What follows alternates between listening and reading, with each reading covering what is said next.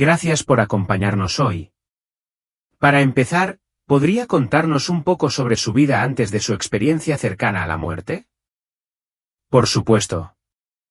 Tengo 52 años, estoy felizmente casada y tengo 2 hijos, y trabajo como contable en Chicago. Hasta hace unos 6 meses, mi vida era bastante normal, un trabajo estable, responsabilidades familiares, la rutina diaria. Sin embargo, ocurrió un evento que transformó radicalmente mi perspectiva sobre la vida, sobre Dios, el pecado y la vida después de la muerte. ¿Qué sucedió exactamente hace 6 meses? Era una tarde lluviosa y estaba conduciendo de regreso a casa después del trabajo. Las carreteras estaban resbaladizas y la visibilidad era muy mala. Recuerdo que estaba dando la vuelta a una curva cuando de repente vi unos faros que venían directamente hacia mí. Un coche se había desviado hacia mi carril. En una fracción de segundo, traté de desviarme para evitarlo, pero perdí el control de mi vehículo. Mi coche se salió de la carretera y, antes de darme cuenta, estaba dando tumbos por un terraplén, dando varias vueltas de campana. Lo siguiente que supe fue que estaba experimentando algo que solo puedo describir como una experiencia extracorporal. Eso suena absolutamente aterrador. ¿Qué recuerdas de esos momentos? Fue una de las sensaciones más extrañas que he experimentado. Podía sentirme elevándome por encima de mi auto destrozado, mirando hacia abajo a mi propio cuerpo destrozado en el interior, pero no tenía miedo. De hecho, no sentía ningún dolor en absoluto. Era como si estuviera separada de mi ser físico, pero completamente consciente, más consciente de lo que he estado nunca en mi vida. Todo era claro y vívido. En ese momento, pensé, esto es todo. Estoy muerta. Pero sorprendentemente, no había miedo ni pánico. En cambio, sentí una abrumadora sensación de paz, como si todo fuera a estar bien. Al principio, solo había una oscuridad envolvente y una sensación de flotar. Luego, de repente, sentí que me tiraban hacia arriba, moviéndome a una velocidad que estaba más allá de todo lo que podía comprender. Emergí de esa oscuridad hacia una luz cegadora que lo abarcaba todo. No era solo brillante, estaba vivo, palpitaba con calidez, amor y un profundo sentido de sabiduría.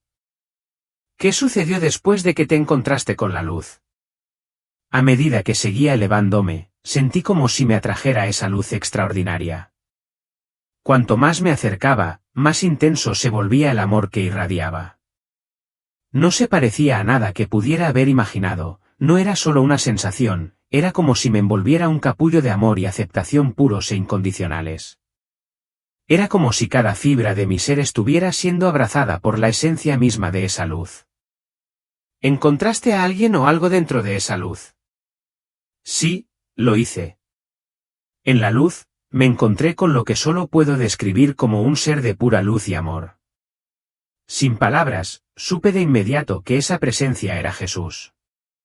No hubo necesidad de comunicación verbal, en cambio, entendí todo lo que él quería transmitirme telepáticamente. Lo que siguió fue una revisión vívida y profundamente emocional de toda mi vida, cada pensamiento, cada acción y cada interacción que había tenido. Al revivir esos momentos, sentí profundamente cuánto me había quedado corto, cuántas veces había sido egoísta y cuántas veces había lastimado a otros sin darme cuenta. ¿Cómo te hizo sentir esto? La emoción abrumadora que sentí en ese momento fue remordimiento, una vergüenza intensa y profunda. Pero a pesar de eso, no hubo condenación ni juicio de parte de Jesús. En cambio, sentí que su amor infinito y su perdón me inundaban como un bálsamo curativo. Era como si él me estuviera mostrando que, sin importar el peso de mis pecados, todos podían ser perdonados si realmente me arrepentía y me volvía a Dios. La experiencia fue a la vez humilde y liberadora. Eso suena como una experiencia increíblemente profunda. ¿Te reveló Jesús algo más durante este encuentro? Sí. Y esta parte de la experiencia tomó un giro que no esperaba. Mientras continuaba sintiendo este amor ilimitado, Jesús comenzó a mostrarme verdades espirituales más profundas sobre nuestra existencia aquí en la tierra. Me reveló que había un pecado, y solo uno, que Dios no perdonaría bajo ninguna circunstancia. ¿Puedes explicarme más sobre eso? ¿Qué hace que este pecado sea diferente de los demás? Jesús me dejó en claro que hay un pecado que se distingue de todos los demás. No es lo que la gente suele suponer, no se trata de asesinato, adulterio ni ninguno de los pecados que suelen llamarse mortales. El pecado imperdonable, como llegué a entender, es la blasfemia contra el Espíritu Santo. Jesús explicó que este pecado no es simplemente maldecir a Dios o hablar mal de Él. Es algo mucho más profundo, más raro y mucho más grave. Ese término, blasfemia contra el Espíritu Santo, es desconocido para muchos. ¿Podrías explicar qué significa esto en base a tu experiencia? En esencia, la blasfemia contra el Espíritu Santo es el rechazo deliberado de la obra de Dios en el mundo y el acto intencional de atribuir esa obra a fuerzas del mal.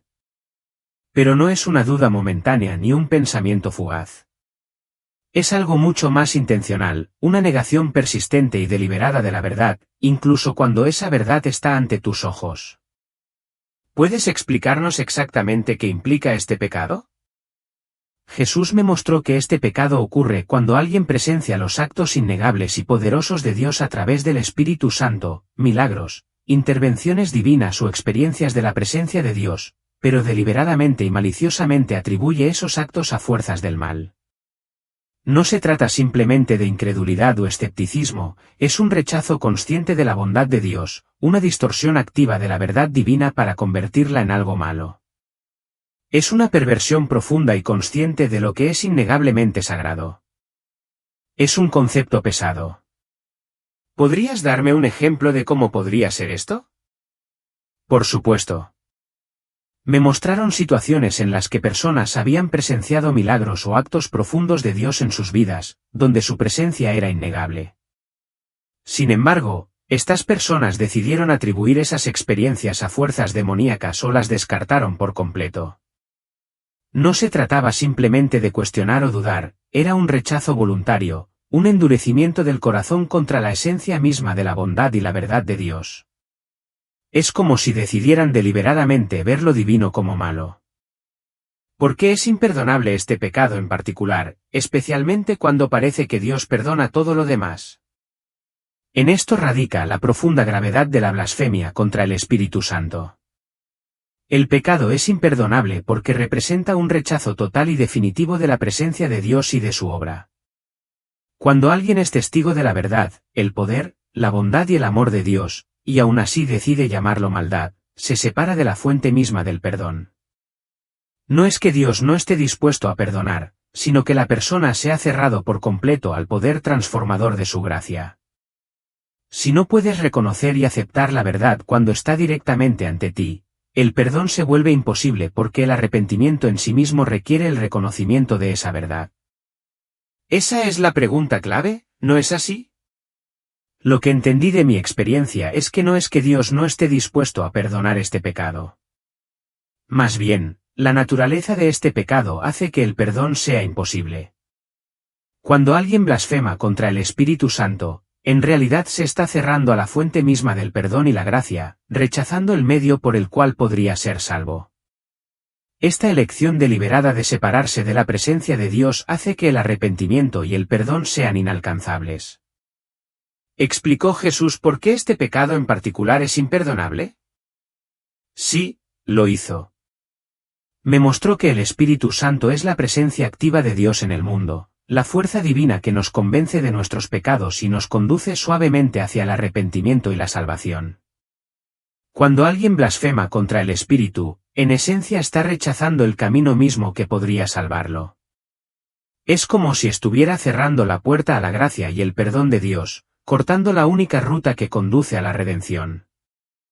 Es un concepto pesado. ¿Cómo te afectaron estas revelaciones? Me sacudieron hasta lo más profundo. Al reflexionar sobre mi propia vida, me di cuenta de lo cerca que había estado del pecado imperdonable. En el pasado, yo solía ser escéptico y descartaba las experiencias espirituales o las atribuía a factores psicológicos. Pero en ese momento, vi lo peligrosa que podía llegar a ser esta línea de pensamiento si se la llevaba al extremo. Comprendí que rechazar la obra de Dios, especialmente cuando es evidente e innegable, podía llevar a alguien a un lugar espiritual sin retorno. ¿Dio Jesús algún ejemplo de cómo podría ser esto?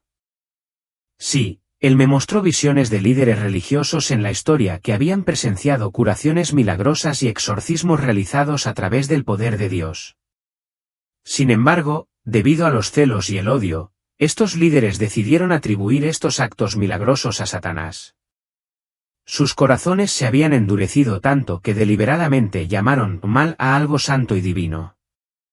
Fue un recordatorio revelador de cómo la ceguera espiritual y el orgullo pueden distorsionar la verdad y bloquear el flujo de la gracia. Esa es una reflexión que da que pensar. ¿Indicó Jesús lo común que es este pecado? Dejó en claro que este pecado es extremadamente raro. La mayoría de las personas, incluso aquellas que dudan o luchan con la fe, nunca se acercan a cometerlo. Cometer este pecado requiere una profunda comprensión espiritual y un rechazo deliberado y voluntario de la verdad incluso frente a evidencia innegable. Es una condición espiritual poco común, una que la mayoría de las personas nunca alcanzan. ¿Aprendió algo sobre cómo uno puede evitar cometer este pecado? Sí, y es fundamental entenderlo.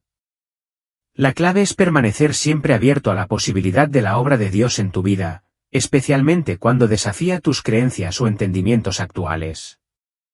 Incluso si algo no tiene sentido para ti o te resulta difícil de aceptar, no te apresures a descartarlo o etiquetarlo como malo.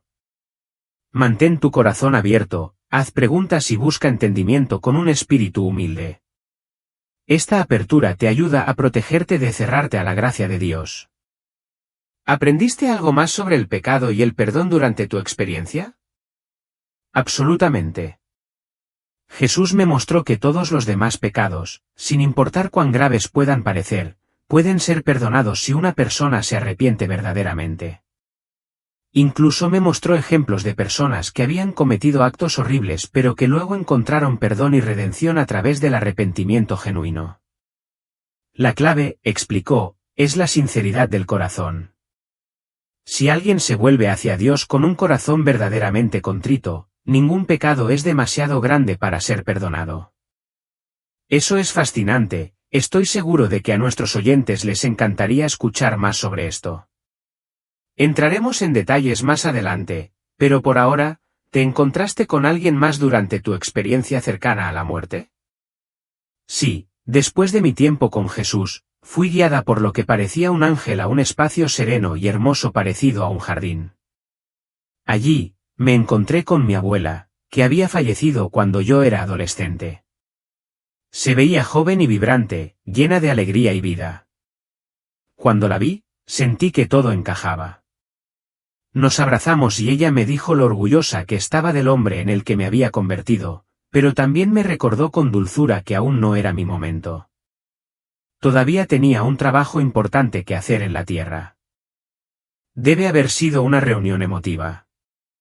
¿Querías quedarte? Una parte de mí sí, sin duda. La paz y el amor que sentí allí fueron indescriptibles. Fue una sensación de total comodidad y pertenencia, algo que nunca antes había experimentado. Pero al mismo tiempo, sentí una fuerte atracción hacia mi familia y la vida que había dejado atrás.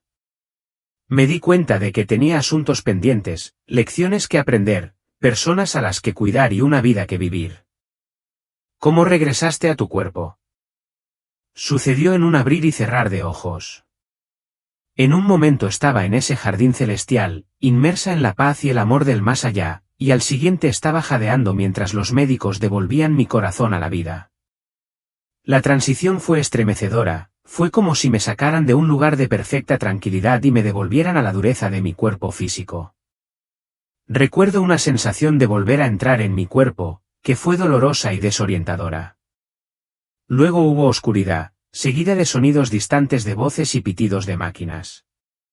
Cuando finalmente abrí los ojos, me encontré en una cama de hospital, rodeada de médicos y mi familia preocupada. El contraste entre esos dos mundos era asombroso. ¿Cuánto tiempo estuviste inconsciente? Estuve en coma durante 3 semanas. Durante ese tiempo, los médicos le dieron pocas esperanzas a mi familia. Les dijeron que incluso si despertaba, había una gran probabilidad de que sufriera un daño cerebral grave. Pero aquí estoy hoy, completamente recuperada, con una historia que ha transformado mi vida de maneras que nunca imaginé. ¿Cómo te cambió esta experiencia? En todos los sentidos posibles. Es difícil expresar cuán profundamente cambiaron mis prioridades después de esta experiencia. Antes, estaba completamente centrada en mi carrera, el éxito material y la ganancia financiera. Pensaba que esas cosas eran lo que más importaba. Pero ahora, veo cuán fugaces y, en última instancia, insignificantes son esas búsquedas en comparación con amar a los demás y acercarme a Dios. Mi vida ahora gira en torno a servir a mi comunidad y relacionarme de manera más significativa con mi iglesia. Soy mucho más paciente, más amable y más considerada en mis interacciones. Me he reconectado con mi fe, pero con una nueva profundidad, una comprensión que nunca antes había tenido. Ahora mis acciones y palabras son más intencionales porque comprendo el profundo impacto que pueden tener en los demás. Una de mis misiones ahora es ayudar a otros a comprender la realidad del pecado imperdonable, con la esperanza de evitar que otros caigan en ese pozo espiritual. ¿Ha luchado con la duda sobre lo que experimentó? A veces, sí. Hay momentos en los que todo parece demasiado increíble, casi demasiado perfecto, para ser verdad. Pero luego recuerdo la intensa realidad de lo que sentí y vi. La experiencia fue más real que cualquier cosa que haya experimentado en este mundo físico. Fue tangible de una manera que trasciende las limitaciones de la percepción terrenal. Y los cambios en mi vida, la paz, el sentido de propósito, la conexión más profunda con quienes me rodean, me convencen de que no fue solo una alucinación o un truco de la mente. ¿Su experiencia abordó la cuestión de por qué Dios permite el sufrimiento? Sí. Este fue uno de los aspectos más profundos de mi experiencia. Jesús me reveló que, si bien el sufrimiento nunca es inherentemente bueno, puede cumplir propósitos vitales en nuestro crecimiento espiritual. El sufrimiento puede profundizar nuestra compasión, fortalecer nuestro carácter y acercarnos a Dios y a los demás. Aprendí que Dios no causa el sufrimiento, sino que obra a través de él para producir el bien.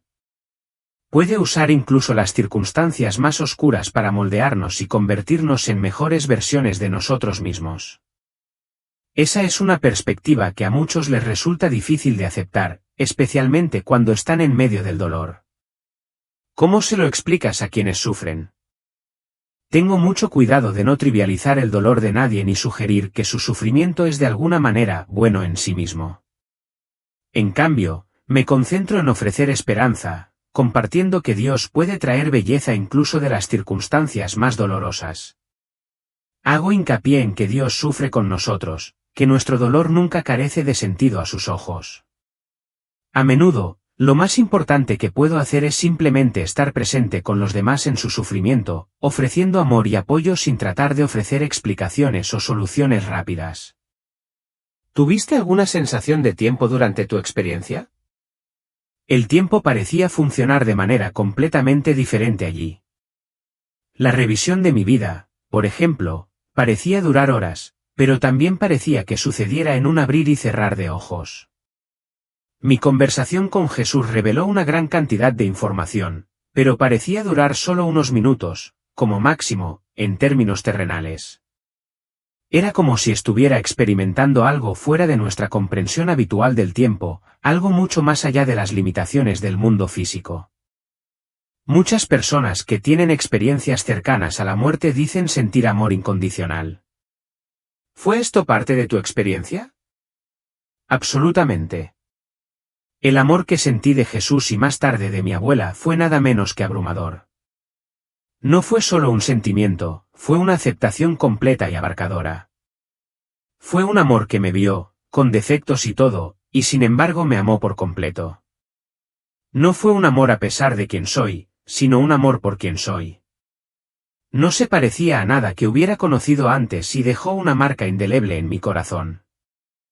¿Cómo ha afectado esto a tu comprensión del amor de Dios? Ha hecho que el amor de Dios sea mucho más real y personal para mí. Antes, entendía el amor de Dios intelectualmente, sabía que se suponía que era incondicional, pero siempre me parecía abstracto. Ahora, habiéndolo experimentado directamente, sé en lo más profundo de mi ser que soy amado más allá de toda medida por el Creador del universo. Este conocimiento es a la vez humilde y empoderador, y es algo que llevo conmigo todos los días. ¿Has encontrado alguna crítica o escepticismo sobre tus afirmaciones? Sí, por supuesto. Algunas personas, en particular aquellas con una visión del mundo más científica, han sugerido que todo fue solo una alucinación provocada por la falta de oxígeno en mi cerebro. Otros me han acusado de inventarlo para llamar la atención. Entiendo su escepticismo. Antes de que esto me sucediera, yo también habría sido escéptico. Todo lo que puedo hacer es compartir mi experiencia honestamente y dejar que los demás saquen sus propias conclusiones. ¿Qué respuesta le daría a quienes dicen que las experiencias cercanas a la muerte son simplemente la forma que tiene el cerebro de enfrentarse a la muerte? Respeto esa opinión, pero desde mi perspectiva, no creo que ninguna explicación puramente física pueda explicar la profundidad de lo que experimenté. La claridad de pensamiento, la revisión de mi vida, los encuentros con seres espirituales, todo era demasiado coherente, demasiado significativo, como para explicarlo como una activación aleatoria de neuronas.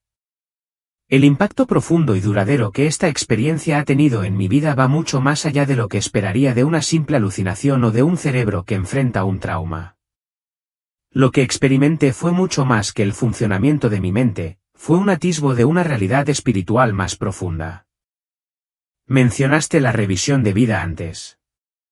¿Podrías contarme más sobre esa experiencia? Me sentí como si estuviera viendo una película completa de mi vida, pero no era como una película común y corriente. La estaba experimentando desde múltiples perspectivas a la vez, sintiendo las emociones y los pensamientos de todos los involucrados. Podía sentir verdaderamente el profundo efecto que mis acciones tenían en los demás, tanto los buenos como los malos. No era solo una observación despreocupada, era visceral. Sentí el dolor que había causado, especialmente a través de palabras descuidadas o acciones egoístas. Al mismo tiempo, también sentí la alegría y el amor que había traído al mundo a través de momentos de bondad. Fue una experiencia profundamente humilde y reveladora, que me hizo darme cuenta de lo interconectados que estamos todos. Cada acción, sin importar lo pequeña que sea, puede tener consecuencias que tal vez nunca comprendamos por completo. ¿Algo de esta revisión de vida te sorprendió, algo que cambió tu perspectiva? Sí, realmente me sorprendió lo mucho que importan las cosas más pequeñas. Por ejemplo, había actos de bondad que yo había olvidado hacía mucho tiempo, pero ver su efecto dominó reveló cuán profundamente impactaron la vida de alguien. Por otro lado, también vi cómo los comentarios descuidados o las acciones irreflexivas, incluso las que había descartado hacía tiempo, dejaban heridas duraderas. La comprensión fue poderosa. Cada interacción, sin importar cuán trivial pueda parecer en el momento, tiene el potencial de cambiar la vida de alguien, ya sea para bien o para mal. Profundicemos en el tema de la blasfemia contra el Espíritu Santo. Mencionaste que Jesús proporcionó una idea de por qué este pecado en particular es imperdonable. ¿Podrías explicarlo? Jesús reveló que no es tanto que Dios no esté dispuesto a perdonar este pecado, sino que la persona que lo comete se ha cerrado a la posibilidad del perdón. El Espíritu Santo, explicó, es el agente de Dios de convicción y transformación. Cuando alguien rechaza persistentemente la obra del Espíritu, cuando llama al bien mal y al mal bien, efectivamente se separa a sí mismo de la fuente misma del arrepentimiento y el perdón. Este pecado no es tanto un acto aislado, sino un rechazo consciente y prolongado de la influencia de Dios en la vida de uno. Mencionaste que no se trata solo de un momento de duda. ¿Podrías explicarlo más? Por supuesto. Lo que me quedó claro es que este pecado no sucede de repente ni por accidente. Es un proceso gradual, un endurecimiento lento del corazón de uno contra la verdad de Dios. Comienza con pequeños rechazos aparentemente insignificantes de las realidades espirituales, pero con el tiempo, estos rechazos se acumulan, lo que lleva a una negación completa de la presencia y la obra de Dios en el mundo.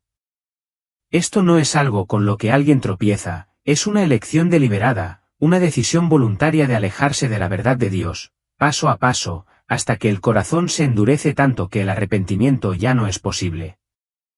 Entonces, no es algo que alguien cometería sin saberlo o en un momento de debilidad.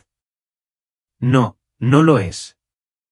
Jesús dejó en claro que este no es un pecado que sucede por casualidad o en un breve momento de duda. Es un rechazo sostenido y constante, un endurecimiento del corazón con el tiempo. Muchas personas pueden luchar con la duda, o incluso atravesar periodos de rebelión, pero eso no significa que hayan estado cerca de cometer este pecado. De hecho, la mera preocupación que alguien tiene sobre si ha cometido este pecado es una señal de que no lo ha hecho, porque quienes cruzan esta línea ya no se preocupan por su relación con Dios. Han perdido todo interés por su verdad o perdón. ¿Puede ofrecer un ejemplo de cómo este proceso gradual de rechazo puede desarrollarse en la vida de alguien? Me mostraron varios escenarios diferentes. En uno, había una persona que presenciaba repetidamente actos de bondad, amor y amabilidad, actos que reflejaban claramente la presencia de Dios en el mundo. Sin embargo, cada vez, esta persona optó por desestimar estos actos, atribuyéndolos a motivos egoístas o mera coincidencia. Con el tiempo, su corazón se endureció tanto que comenzó a ver todos los actos de bondad como manipulaciones o debilidades. Ya no podían ver lo divino en el bien y, en cambio, veían todo a través de una lente de sospecha y cinismo. Fue una transformación escalofriante. ¿Existe realmente un punto de no retorno? Sí, desafortunadamente lo hay. La terrible realidad de este pecado es que puede llegar un momento en que el corazón de una persona se endurece tanto que ya no es capaz de reconocer ni responder a la gracia de Dios. No es que Dios deje de ofrecer perdón, sino que la persona se vuelve incapaz de recibirlo. La puerta sigue abierta, pero está demasiado cerrada para atravesarla. ¿Cómo se relaciona esto con el libre albedrío? Aquí es donde la profundidad del libre albedrío es más evidente. Llegué a comprender que este pecado representa la expresión más plena del libre albedrío. Dios respeta nuestra libertad tan profundamente que nos permite la opción de rechazarlo por completo si eso es lo que realmente deseamos. Sin embargo, la tragedia es que al hacerlo, nos separamos de la fuente misma de la vida, el amor y la bondad. Elegimos cortar nuestra conexión con lo divino y, al hacerlo, sellamos nuestro propio destino. Mencionaste que, en tu pasado, estuviste a punto de cometer este pecado. ¿Podrías explicarlo con más detalle? Sí, al mirar atrás, me doy cuenta de lo cerca que estuve de lograrlo. Como profesor de ciencias y escéptico, a menudo descartaba las experiencias espirituales como meros fenómenos psicológicos. Recuerdo una ocasión en la que un colega compartió una experiencia espiritual muy profunda que había tenido. En lugar de escucharlo o empatizar, me reí y le sugerí que fuera a ver a un psiquiatra. Ahora veo lo peligrosamente cerca que estuve de cruzar la línea, de tomar a la ligera algo sagrado. Esa arrogancia y desdén por lo divino podría haber sido un paso hacia ese endurecimiento del corazón. ¿Cómo te ha afectado esta constatación? Me ha hecho mucho más cauteloso y respetuoso en mi forma de abordar los asuntos espirituales. Ahora soy mucho más consciente del lenguaje que utilizo cuando hablo de experiencias espirituales. Incluso cuando bromeo, trato de no restarle importancia a lo sagrado ni atribuir cosas buenas a fuentes malignas. Esta conciencia ha profundizado mi respeto por la obra del Espíritu Santo en el mundo y en la vida de las personas. Me ha dado una nueva perspectiva sobre el profundo poder de la presencia de Dios en nuestras vidas y lo fácil que es darle la espalda si no tenemos cuidado. ¿Cómo cree que esta comprensión debería afectar la manera en que abordamos nuestra vida espiritual? Creo que debería animarnos a ser más diligentes en mantenernos en sintonía con la guía del Espíritu Santo en nuestras vidas. Debemos ser conscientes de no ignorar ni resistir los suaves empujoncitos hacia la rectitud y el arrepentimiento. Es fácil distraerse con el ruido de la vida diaria, pero estos sutiles impulsos son a menudo donde se produce la transformación más profunda. Dicho esto, no creo que debamos vivir con el temor constante de cometer sin saberlo un pecado imperdonable. Si estamos buscando genuinamente a Dios y nos esforzamos por seguirlo, naturalmente nos estamos moviendo en la dirección opuesta de rechazar al Espíritu. Nuestros corazones, si están abiertos a su guía, están lejos del lugar de la blasfemia. ¿Su experiencia le proporcionó alguna idea sobre otras tradiciones o creencias religiosas? Sí, lo hizo. Una de las revelaciones más profundas que recibí fue que el amor y la verdad de Dios son mucho más grandes que cualquier tradición religiosa individual. Aunque mi experiencia ciertamente confirmó la verdad del cristianismo, también me mostró que Dios trabaja de maneras diversas y sorprendentes para atraer a las personas hacia Él. Él nos juzga no en base a las doctrinas o rituales que seguimos, sino en base a cómo respondemos a la luz y la verdad que hemos recibido. Hay muchos caminos que conducen a Dios, y Él se encuentra con las personas donde están, trabajando a través de sus propios viajes y culturas únicos. ¿Cómo ha afectado su visión de otras religiones? Me ha hecho mucho más abierto a aprender de otras tradiciones espirituales mientras permanezco arraigado en mi propia fe cristiana. Ahora veo hilos comunes de amor, compasión y búsqueda de lo divino que atraviesan muchas de las religiones del mundo. Estos valores universales apuntan a la verdad más profunda de la presencia de Dios en el mundo. Al mismo tiempo, mi experiencia reafirmó para mí el papel único de Jesús como el camino hacia el Padre, como el puente entre la humanidad y Dios. Hay algo singularmente transformador en la persona y la obra de Cristo. Volvamos a tu experiencia cercana a la muerte. ¿Puedes describir con más detalle a los seres con los que te encontraste? Describirlos es difícil porque no eran físicos en la forma en que normalmente los entendemos. Jesús apareció como un ser de luz pura y radiante, que irradiaba amor de una manera que trascendía toda comprensión humana. Sin embargo, en esa luz, todavía podía percibir sus rasgos humanos, un delicado equilibrio entre lo divino y lo humano. El ángel que me guió también era radiante y hermoso más allá de las palabras, pero tenía una personalidad distintiva que podía percibir, sabia, gentil y llena de calidez. Luego estaba mi abuela, que se me apareció no como la recordaba en su forma terrenal, sino como una versión perfeccionada, llena de luz y alegría, una manifestación de paz y amor que reflejaba la profundidad de la transformación que ocurre después de pasar de esta vida. ¿Obtuviste alguna idea sobre la naturaleza del cielo o la otra vida? Sí. Lo que experimenté parecía más un lugar de espera temporal que el cielo final descrito en las Escrituras. Jesús me mostró algunos atisbos de lo que les espera a los creyentes después de la resurrección, una tierra renovada, donde tendremos cuerpos glorificados y continuaremos creciendo, aprendiendo y creando. El jardín donde conocí a mi abuela era hermoso más allá de las palabras, un lugar de descanso y alegría, pero incluso eso parecía solo una pequeña muestra de la gloria total que vendría. Tenía la sensación de que el cielo es más que un destino, es una relación dinámica y continua con Dios, que seguirá desarrollándose por toda la eternidad. ¿Viste o aprendiste algo sobre el infierno o el castigo por el pecado? Jesús no me mostró el infierno directamente, pero sí me transmitió su realidad de una manera que me hizo reflexionar profundamente. Comprendí que el infierno no es tanto un lugar de tortura física, sino un estado de separación total y absoluta de la presencia y el amor de Dios. La angustia de esa separación es lo que lo hace infernal. Pero lo más importante de lo que me di cuenta es que esta separación no es impuesta por Dios, es una elección.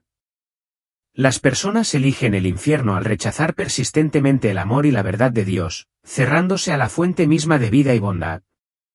Dios no envía a las personas al infierno, ellas lo eligen al rechazar su gracia. ¿Aprendiste algo sobre la oración o la comunicación con Dios durante tu experiencia? Sí, vi que la oración es mucho más que simplemente recitar palabras o hacer peticiones. Se trata de alinear nuestros corazones y mentes con la voluntad de Dios. En mi experiencia, me comuniqué con Jesús de una manera que iba más allá de las palabras, había un intercambio directo de pensamientos, sentimientos e intenciones. No se trataba solo de pedir cosas, sino de compartir la comunión íntima y tácita entre nosotros. Si bien no podemos replicar completamente ese tipo de conexión profunda en nuestro estado terrenal, ahora me esfuerzo por lograr esa misma apertura y honestidad en mi propia vida de oración, estar presente, escuchar y buscar verdaderamente la alineación con Dios. ¿Cómo ha afectado esto a tus hábitos de oración? Desde entonces, paso más tiempo en meditación silenciosa, simplemente estando quieto en la presencia de Dios. He aprendido que, a veces, las oraciones más significativas son aquellas en las que no se pronuncian palabras. Cuando oro, mis palabras se han vuelto menos formales y más conversacionales, lo que refleja la conexión genuina que busco. Ahora escucho más, tratando de estar en sintonía con los sutiles impulsos del Espíritu Santo. La oración se ha convertido menos en una cuestión de pedir cosas y más en una cuestión de cultivar una relación continua y dinámica con Dios. ¿Obtuvo alguna comprensión de la naturaleza de Dios durante su experiencia? Lo que vi de Dios fue trascendente e íntimamente personal. El amor que experimenté fue inmenso, más allá de lo imaginable, pero también fue intensamente específico para mí como individuo. Sentí que Dios está mucho más allá de nuestras categorías y conceptos humanos, pero que Él elige relacionarse con nosotros de maneras que podemos entender. La Trinidad, Padre, Hijo y Espíritu Santo, me pareció distinta, pero completamente unificada de una manera que es difícil de expresar con palabras. Era como si cada persona de la Trinidad aportara algo único, pero juntas, fueran perfectamente una. Es fascinante. ¿Aprendió algo sobre cómo Dios ve las religiones y denominaciones humanas? Sí, sentí que Dios mira más el corazón que las etiquetas o afiliaciones externas que nos ponemos. Lo que más le importa es la dirección en la que nos estamos moviendo, hacia el amor, la verdad y la conexión con Él. Vi que hay verdad en muchas tradiciones espirituales, pero también vi que Jesús proporciona la conexión más directa y única con el Padre.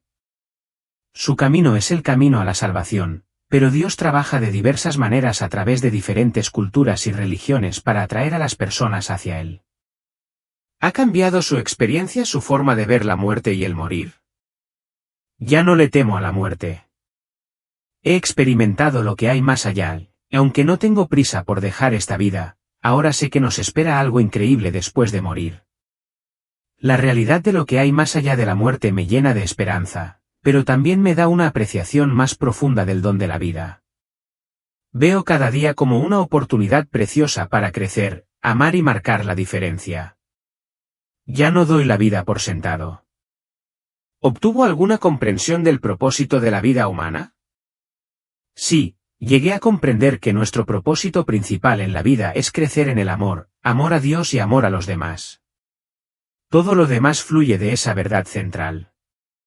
Nuestras experiencias aquí, tanto buenas como malas, son oportunidades para el crecimiento del alma. Los desafíos, las luchas y las alegrías son parte del diseño de Dios para ayudarnos a desarrollar la capacidad de dar y recibir amor de maneras más profundas y significativas. Este crecimiento continúa incluso después de esta vida, en formas que aún no podemos comprender del todo. ¿Cómo ha cambiado esto tu vida diaria? Ahora, trato de ver cada interacción, cada desafío, como una oportunidad para crecer en el amor. Ya sea que se trate de ser paciente con un compañero de trabajo difícil o sacrificar mi tiempo para ayudar a un vecino, me pregunto, ¿cómo puedo responder con amor en esta situación? No siempre es fácil, y ciertamente fallo a veces, pero abordar la vida de esta manera brinda un profundo sentido de propósito y satisfacción. Cada día se siente más significativo ahora, sabiendo que cada momento es una oportunidad para crecer en el amor y reflejar el corazón de Dios al mundo. ¿Recibiste algún mensaje específico o tareas para completar cuando regresaste? No recibí una misión específica, pero sentí un llamado fuerte y claro para compartir mi experiencia y los conocimientos que obtuve. Jesús me inculcó la importancia de ayudar a otros a comprender el amor infinito de Dios y la realidad del reino espiritual. También hizo hincapié en la urgencia de vivir nuestra fe de manera práctica, mostrando amor y bondad a los demás y siendo intencionales en cómo vivimos de acuerdo con la voluntad de Dios. Se trataba de encarnar el Evangelio, no solo de predicarlo. ¿Su experiencia le dio alguna idea sobre la naturaleza de la conciencia humana o el alma? Sí, lo que llegué a entender durante mi experiencia fue que nuestra conciencia, nuestro verdadero yo, no se limita a nuestro cerebro físico. De hecho, estuve más despierto y consciente durante esa experiencia de lo que nunca me he sentido en mi cuerpo físico. Comprendí que somos seres espirituales que tienen una experiencia humana, no al revés. Nuestros cerebros físicos son más como receptores de la conciencia que el origen de la misma. Esta comprensión alteró profundamente mi comprensión de quiénes somos y cuál es nuestra verdadera naturaleza. ¿Obtuvo alguna comprensión del concepto de juicio después de la muerte? Lo que experimenté no fue tanto un juicio impuesto por un ser externo, sino más bien un autojuicio a la luz del amor y la verdad perfectos. Cuando vi mi vida revisada en presencia de Jesús, comprendí las consecuencias de mis acciones con perfecta claridad. No hubo necesidad de que nadie me señalara en que había fallado, porque yo mismo podía verlo claramente. Pero incluso al ver mis fracasos, me sentí envuelto en amor y se me ofreció la oportunidad de crecer y redimirme. Era como si el juicio en sí fuera una oportunidad para alinearme más con el amor de Dios. ¿Cómo concilia esto con las enseñanzas bíblicas? Creo que lo que experimenté se alinea con las Escrituras más de lo que podríamos pensar inicialmente. La Biblia a menudo describe el juicio de Dios como una luz que expone lo que está oculto, o como un fuego refinador que purifica el metal. Mi experiencia fue exactamente así. La luz del amor y la verdad de Dios expuso todo en mí, quemó lo que era falso o impuro y dejó atrás solo lo que era verdadero y bueno. No se trataba de una condenación, era un proceso de refinamiento destinado a acercarnos a Dios. Volvamos al concepto del pecado imperdonable. ¿Qué tan común es este pecado? Lo que Dios me mostró fue que el pecado imperdonable es en realidad bastante raro. La mayoría de las personas, incluso las que no creen en Dios, no han endurecido completamente sus corazones hasta el punto de cometerlo. Se necesita un rechazo deliberado y persistente de la verdad de Dios, es decir, elegir cerrarse a su amor y negarse a arrepentirse, lo que lleva a alguien a este estado. Es una elección trágica, pero no es algo que sucede fácil o rápidamente. Eso es algo tranquilizador. Ahora bien, usted mencionó anteriormente que incluso los pecados muy graves pueden ser perdonados. ¿Puede contarnos más sobre eso? Sí, esta fue una de las revelaciones más hermosas que recibí. El perdón de Dios es mucho mayor de lo que podemos imaginar. Incluso los pecados que podríamos considerar imperdonables, como el asesinato, el adulterio o la traición, pueden ser completamente perdonados si nos acercamos a Dios con un corazón genuino de arrepentimiento. Ningún pecado es demasiado grande para que no pueda ser lavado por el poder de la gracia de Dios. ¿Cómo funciona eso? ¿Cómo pueden ser perdonados pecados tan graves? Lo que se me mostró es que es gracias al sacrificio de Jesús en la cruz.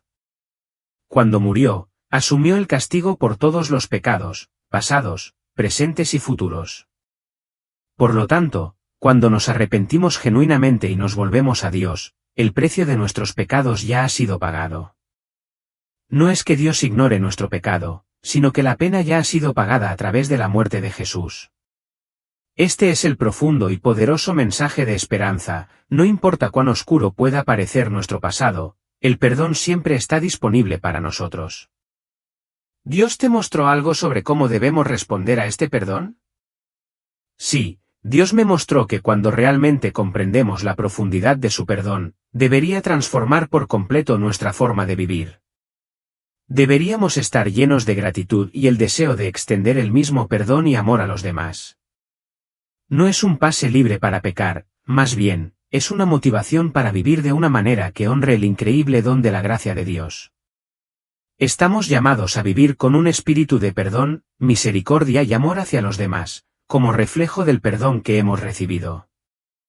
¿Cómo ha afectado este conocimiento a sus interacciones con los demás? Me ha hecho mucho más cauteloso a la hora de juzgar las experiencias espirituales de los demás. Me he dado cuenta de que no siempre sabemos cómo está obrando Dios en la vida de alguien, y trato de no descartar sus experiencias como insignificantes o demoníacas. Animo a las personas a permanecer abiertas a la guía del Espíritu Santo, incluso si sus experiencias no encajan en un molde convencional. Dios es más grande que nuestras expectativas y limitaciones humanas. ¿Ha conocido a alguien que crea que podría estar en peligro de cometer este pecado? Sí, he conocido a algunas personas que parecen estar en un camino peligroso, rechazando sistemática y deliberadamente la evidencia clara de la obra de Dios en sus vidas. Es desgarrador presenciarlo. En esas situaciones, trato de alentarlas con delicadeza a que reconsideren su postura, a que estén abiertas a la posibilidad de que puedan estar equivocadas y a que examinen sus corazones. Pero, en última instancia, entiendo que la elección es suya. ¿Ha visto a alguien que haya cometido este pecado? No, no vi a ninguna persona específica que lo haya cometido. Pero Jesús me mostró el estado espiritual de alguien que ha llegado a este punto.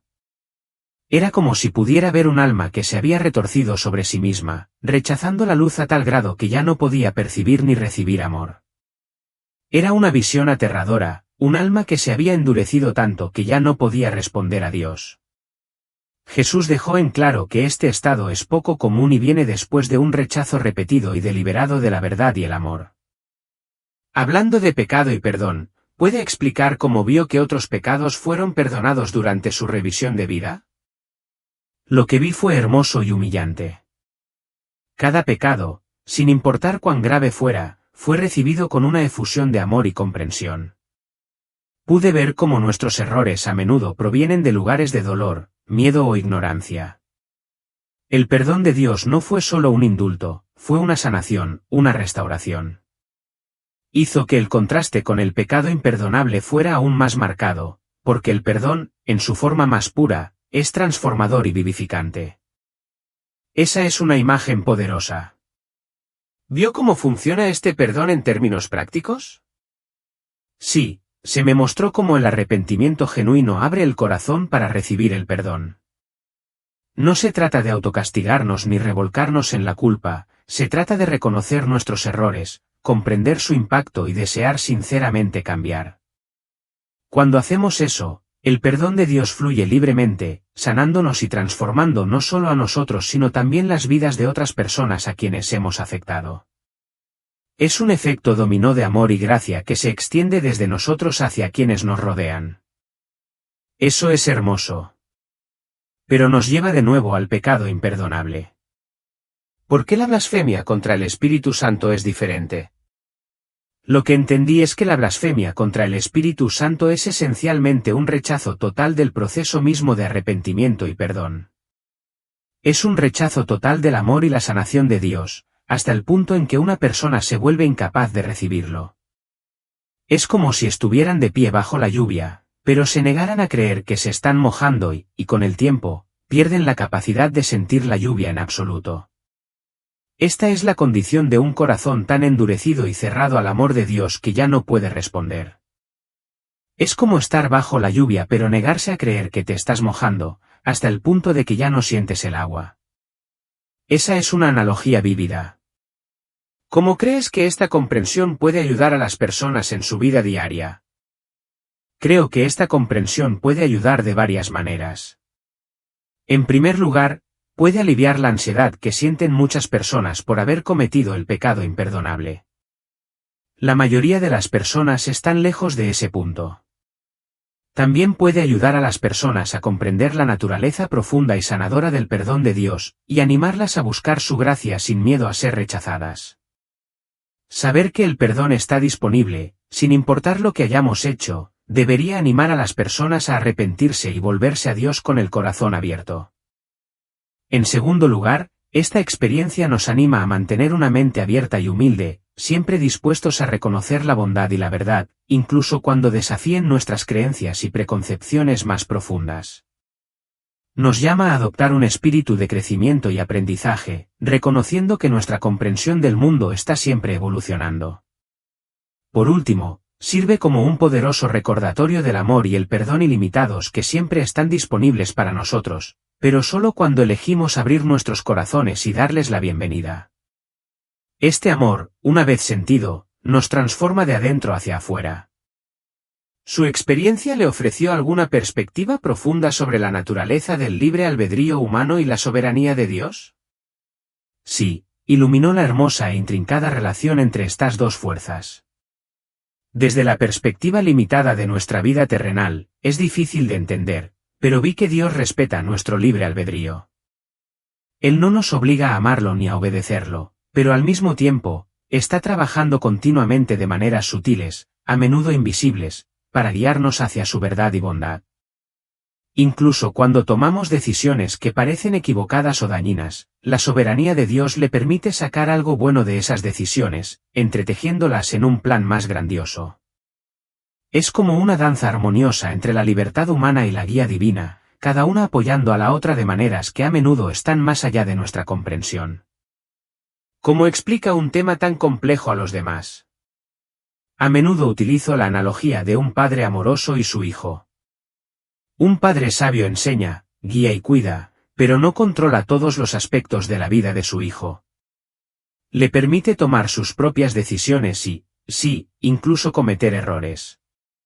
Pero siempre está ahí para ofrecer una mano amiga, redirigir y apoyar. De la misma manera, Dios trabaja con nosotros, sus hijos, en una escala mucho mayor. Constantemente nos invita a elegir el amor, la verdad y la bondad, pero nunca nos obliga. Nuestro libre albedrío es un don que Él honra y aprecia, incluso cuando nos lleva a desviarnos. ¿Su experiencia le proporcionó alguna idea sobre el papel de la religión en la espiritualidad humana? Llegué a ver que la religión organizada puede ser tanto una fuente de gran apoyo como un posible obstáculo para el crecimiento espiritual genuino. En el mejor de los casos, la religión ofrece un marco para comprender la naturaleza de Dios y proporciona una comunidad en la que las personas pueden crecer, encontrar apoyo y experimentar la comunión espiritual. Pero en el peor de los casos, puede volverse rígida, legalista y demasiado centrada en las reglas, en lugar de fomentar una relación personal y viva con lo divino. A través de mi experiencia, Jesús me reveló que la condición de nuestro corazón es mucho más importante que nuestra adhesión a los rituales o doctrinas religiosas.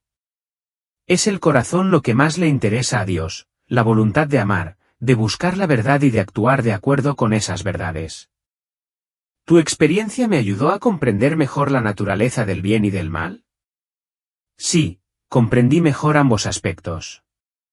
Vi que la verdadera bondad es un reflejo de la naturaleza misma de Dios, su amor, su verdad y su creatividad ilimitada. Por otro lado, el mal no es una fuerza que exista en sí misma, sino la distorsión o ausencia del bien. El mal es un parásito que se alimenta del bien y lo distorsiona hasta convertirlo en algo que no se alinea con las intenciones del Creador. Esta comprensión me dio una nueva perspectiva sobre por qué Dios permite que el mal exista en el mundo durante un tiempo. No es porque no tenga poder para detenerlo, sino porque respeta el libre albedrío de su creación. Él permite la existencia del mal porque es una consecuencia inevitable de conceder a sus criaturas la libertad de elegir, pero trabaja incansablemente para traer el bien incluso de las decisiones más trágicas o dañinas. ¿Tu experiencia me ayudó a comprender mejor la naturaleza del tiempo y la eternidad? Sí, comprendí mejor este concepto. La experiencia me hizo darme cuenta de que el tiempo, tal como lo percibimos, es una característica de nuestra existencia física, es un constructo que nos ayuda a navegar por el mundo. Sin embargo, en el reino espiritual, el tiempo funciona de manera diferente. Tuve una experiencia en la que lo que parecía una eternidad ocurrió en un instante. El pasado, el presente y el futuro estaban todos presentes en un momento atemporal. Esta profunda experiencia me hizo repensar conceptos como la oración y la profecía, viéndolos menos como eventos lineales y más como conexiones entre el mundo temporal y el reino eterno. Hay un profundo misterio en cómo se interconectan los dos reinos, y ahora los veo como existentes en un estado constante de interacción. ¿Aprendiste algo sobre el propósito de la creación o por qué Dios creó el universo? Llegué a comprender que la creación no es un accidente aleatorio o un producto de un mero capricho. Más bien, es una expresión de la naturaleza misma de Dios, su creatividad, su amor y su profundo deseo de relación. El universo fue creado con un propósito, como un acto deliberado de amor. La creación de Dios está llena de seres capaces de elegir libremente amarlo a Él y amarse unos a otros, sabiendo que esa libertad conlleva riesgos inherentes. Todo el drama cósmico, la creación, la caída y la redención final, existe para producir seres que puedan participar plenamente de la naturaleza divina del amor, seres que puedan elegir libremente alinearse con la verdad y la bondad de Dios. ¿Ha encontrado alguna resistencia de las comunidades religiosas con respecto a su mensaje? Sí, he experimentado cierta resistencia. A ciertos grupos religiosos les incomoda la idea de las experiencias cercanas a la muerte y las descartan como antibíblicas. Otros han estado en desacuerdo con mi interpretación de lo que constituye una blasfemia contra el Espíritu Santo. Sin embargo, también he encontrado a muchos que resuenan profundamente con mi mensaje, que sienten una sensación de esperanza y comprensión a partir de él. Mi experiencia me ha permitido ver que la verdad puede trascender fronteras y habla a quienes están abiertos a recibirla, independientemente de su trasfondo religioso. ¿Esperanza? ¿Cómo puede su mensaje sobre un pecado imperdonable inspirar esperanza? Puede parecer paradójico al principio, pero para muchos, este mensaje es liberador. La idea de que el pecado imperdonable no es algo en lo que es probable que caigan por accidente elimina el miedo a cometer un grave error sin saberlo. Esto ayuda a las personas a liberarse de la ansiedad que conlleva pensar que podrían haber hecho algo imperdonable. En cambio, se las anima a mantener un corazón abierto y en búsqueda, esforzándose continuamente por alinearse con el amor y la verdad de Dios, que es la máxima protección contra ese pecado. Es fascinante. ¿Aprendiste algo sobre el papel de la Tierra en el gran diseño cósmico? Llegué a entender la Tierra como una guardería espiritual, un lugar donde las almas comienzan su viaje de crecimiento, aprendizaje y transformación. Pero más allá de eso, vi que la Tierra desempeña un papel único y profundo en la historia espiritual del universo. La encarnación de Jesús, en particular, tiene un significado cósmico mucho más allá de los confines de nuestro planeta. En cierto sentido, la Tierra es un punto focal en la gran narrativa de la creación y la redención, un escenario crucial para el drama de la evolución espiritual. ¿Obtuviste alguna idea sobre el papel de la fe frente a las buenas obras en la salvación? Llegué a ver que la fe y las buenas obras no son fuerzas opuestas, sino más bien dos caras de la misma moneda. Es cierto que la fe viva se expresa naturalmente a través de actos de amor y bondad. Al mismo tiempo, me di cuenta de que no somos salvos por nuestros propios esfuerzos o méritos, sino enteramente por la gracia de Dios. Nuestras buenas obras son una respuesta a esa gracia, una manera en la que participamos en la obra continua de renovación de Dios en el mundo. ¿Cómo ha transformado esta experiencia tu comprensión de la salvación? Ahora veo la salvación como un proceso continuo, en lugar de un evento único. Se trata de ser transformados continuamente en la plenitud de lo que Dios nos creó para ser.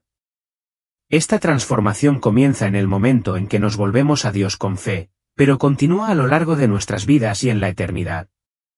Cada decisión que tomamos nos acerca a ese objetivo final de estar más plenamente alineados con el amor y el propósito de Dios, o nos aleja aún más. Al acercarnos al final de nuestra conversación, ¿qué dirías que es lo más importante que aprendiste de tu experiencia cercana a la muerte? La abrumadora y abarcadora realidad del amor. Descubrí el amor como la fuerza central e impulsora del universo, la esencia misma de Dios. Este amor no es un sentimiento vago y sentimental, es una energía poderosa y transformadora que trasciende todo entendimiento. Todo, la existencia de la creación, las complejidades del libre albedrío, incluso la aceptación del mal y el sufrimiento, puede entenderse como efluvios de este amor divino y perfecto. A través de esta experiencia, aprendí que somos amados sin medida, tal como somos, y, sin embargo, también estamos llamados a crecer hasta la plenitud del amor, a encarnarlo cada vez más cada día.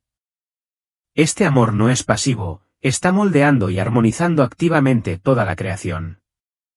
Es la fuerza que finalmente hará que todo se alinee consigo mismo, restaurando el mundo a la belleza y la bondad para las que fue creado. Gracias por compartir tu extraordinaria experiencia con nosotros. Tu historia es verdaderamente inspiradora y nos deja mucho en que reflexionar mientras buscamos una comprensión más profunda de nuestras propias vidas.